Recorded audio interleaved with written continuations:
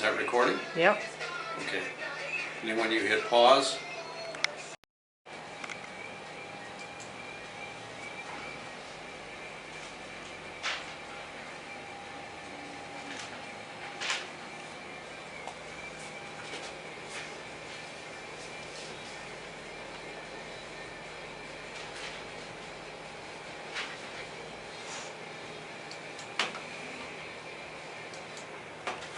good morning. This is Mitch Vance, and this is Business BS. Welcome to all our listeners, and first I'd like to say that Tony Richards is out of town taking care of business, and I will be sitting in for him today, although I am the co-host of the show. This is the first time that I've done a show alone, and I'm sure you'll be in for a couple of surprises. We have a special guest today, the Executive Director of Bridging the Dental Gap, a low-income dental clinic here in Bismarck, Marcia Olson. She will be explaining to us the services provided and the history and why we have this clinic in town. Marcia? Thanks for inviting me, Mitch. I really appreciate it. I was kind of surprised when you decided to ask me to join you for a business venture, a business item, and it's because not everyone thinks of nonprofit businesses as a business. Even though what we do is we're getting by the skin of our teeth, and we're walking a very fine line, we still have to come out with a bottom line that shows maybe not a big profit, but at least we have to cover our expenses. Bridging the Dental Gap is really a unique kind of a business, a unique nonprofit. First of all, we were founded back in August of 2004 was when we actually opened. And that was after a period of 2.5 years at minimum of research and finding people and grants and different things to be able to set up the practice. But it was also after a needs assessment to determine that what was one of the biggest things that was needed in our community amongst the low-income population. And what the gap is, fills in the gap of where people can and cannot access dental and oral health care. As I said, we were established in 2004 with the idea of serving low-income Medicaid patients and anyone who might not be able to afford dental care. It has been a long walk in those 9 years of changes and fluctuations and keeping our head afloat. The first few years were very difficult. We did receive a Bush grant, and as the Bush people like to tell me, they aren't beans, they aren't beer, and they have nothing to do with politics. So they're a totally different type of a foundation that actually the people involved in the Bremer Foundation, their monies and funds originally started with 3M. And so we were very fortunate to get a very large grant from them to buy equipment and to remodel the space that we're in South Bismarck. Without that, we would not have been able to begin our operation.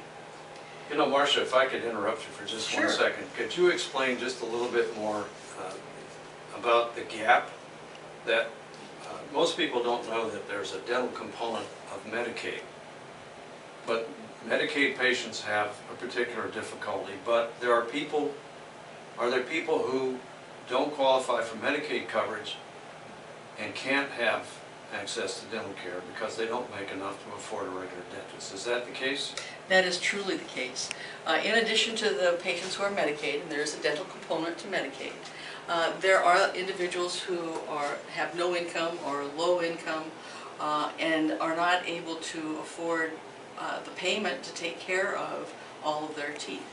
Maybe they can go to a dentist on a hit and miss basis, but for the most part they don't have regular access to dental care.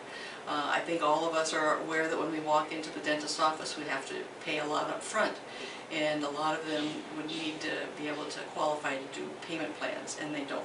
In our clinic, we allow individuals to not only do payment plans, but we also have a sliding fee scale.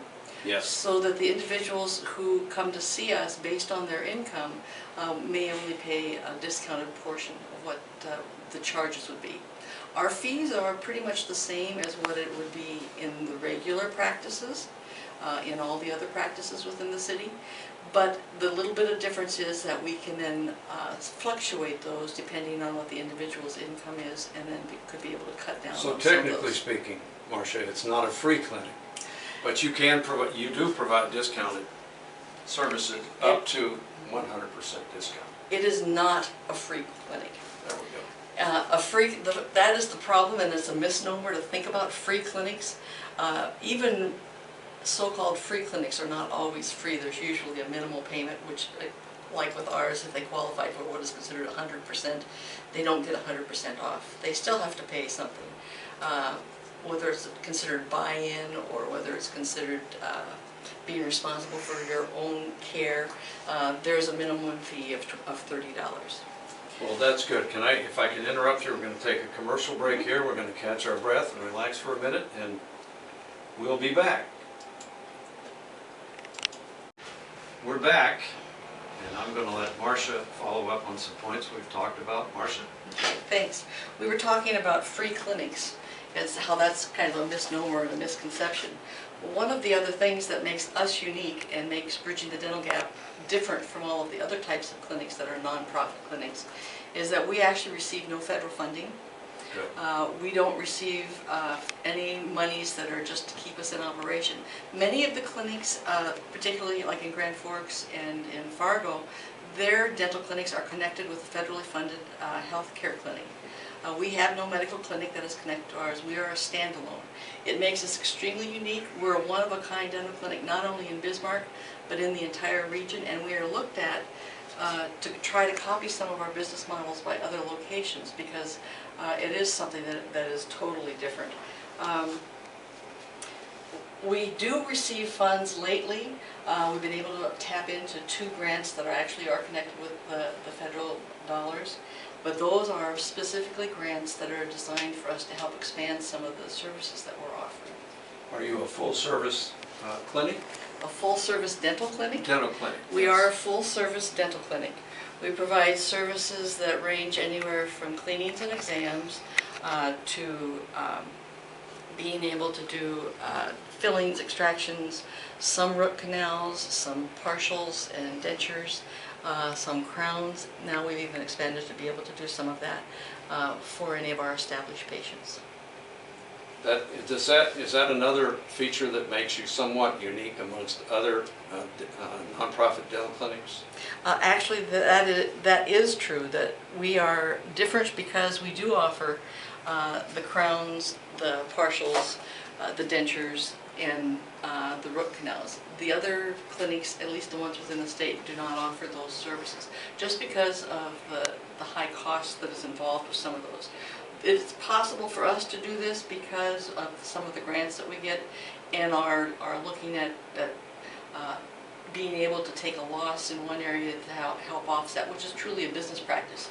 Sometimes, the retail person has loss leaders, and yeah. so they can take a loss on one area, but it's something that you have to manage and make sure that you're not overstepping, because there's too many of those losses and you're in the hole. So it's a fine act that you have to balance on. Our board of directors is a volunteer board. Well, currently we have 13 members on the board. Wow. And they are members of the community in varying areas of expertise and various areas of public health service and those kinds of things. Those members are responsible for establishing both the budget and the policy and the forward movement of the clinic if we expanded any of the services. We did not, when we first opened, offer any of those services. We had those as limits in order to be able to figure out how we were going to be able to finance everything and run with it. And so by doing that, we were able to see, well, we could probably add this, and then we could add that. So over the 9 years, we have added bits and pieces of different kinds of services. Well, and speaking of expanding, I'll have you talk about this, and then we'll take our next break. But have you expanded your services, outreach to other populations? Actually, I'm really proud of what Bridging the Dental Gap has done over the last couple of years. We have expanded our services immensely. For the first step, what we did was we set up nursing home contacts. So what we are doing is that we're taking mobile equipment, which is what we got one of those federal grants that I talked about. They allowed us to buy mobile equipment to go out to nursing homes and be able to provide services in the nursing home. Wow. How about the Ronald McDonald van? And then that's the other side of the coin, is that we are also involved with the Ronald McDonald Care Mobile. Bridging the Dental Gap provides the clinical staff that supports the Ronald McDonald Care Mobile that goes out through all of the rest of the state. Well, actually, half of the state. I guess they don't go to the eastern side of the state.